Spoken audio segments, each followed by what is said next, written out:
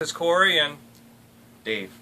We're at Zapp Comics here in Wayne, New Jersey, and we're going to review and kind of talk about Spider-Man number 700, which came out last week. It was a big deal. I think it cracked the internet in half because people were crying over something that's not worth crying over. I have no problem with the issue. A lot of people do. Peter Parker died. No, he didn't.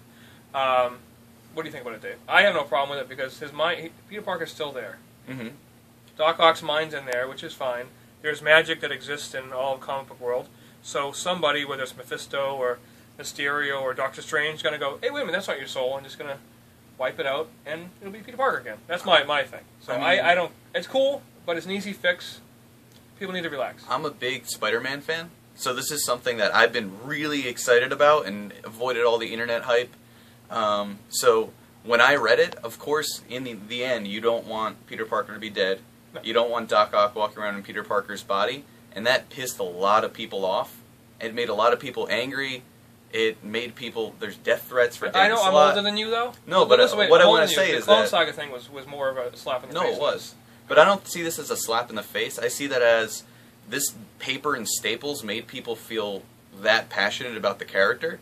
So I'd say Dan Slott did an awesome job. Oh, and I loved it. And in the end, if you look through it, it's well written. There's a really great scene with kind of like a Peter in his own head in heaven talking to all the other people, and I think it's a great wrap-up for the series.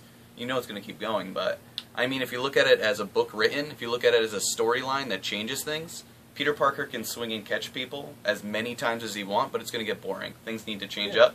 So this is an exciting series I really want to read. I mean, I'm not happy with Doc Ock, but I'm happy with the universe, and I want to see what happens. So, well, my predictions on it, though, mm-hmm. It's all about money, which is, I understand, is a business. So what's going to happen is Amazing Spider-Man 2 comes out in a couple of years. Marvel makes almost nothing off it because it's a Sony movie. So, and movie success doesn't usually translate to book success. But if what they do is they bring back Amazing Spider-Man at the time when the movie comes out, it'll be a big #1.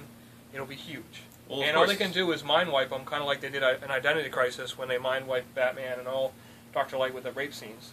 They went in, they tinkered with his brain, so they'll remember that. They're going to get rid of the Doc Ock stuff. Somebody's going to go in there, whether it's Mysterio or Mephisto or, I mean, you might even do it. Who knows? But somebody's going to fix it too. No, it's not going to be rape. I doubt there's going to be rape. No, it's not rape. But anyway, you know what? The people that were really pissed off about it are the people who didn't even read it. They just see it and they go nuts for it. Like, oh my God! Like when Captain America died, you know when people came in here, how dare they kill Captain America? Oh, why? You read them? No, they just shouldn't kill him. Like, if you read the story, it's not. It was kind of. It had an old school feel to me. You know, like it was very simple mind swap, which anybody would do, and you know, Doc Ock wanted to live, so he did everything he could to live. But now he kind of not regrets it, but he's like, you know, Parker wasn't as bad as I thought he was. You know, because now he has his real memories. So, and I mean, it's like I said, it's well written. It's an interesting story. There's other things where there's brand new books that, you know, nothing controversial happens, but that makes them boring. So Superior will go on for a year and a half, 2 years, and then they'll bring him back. Nobody dies in comics. Nobody. Aunt May's died 4 times. Yeah. Clone Saga was more insulting than this was, because that was basically like, oh, you read a lie for the entire history of the character. And then the Brand New Day thing was horrible. The most pure Brand New Day was horrible, but it led to people.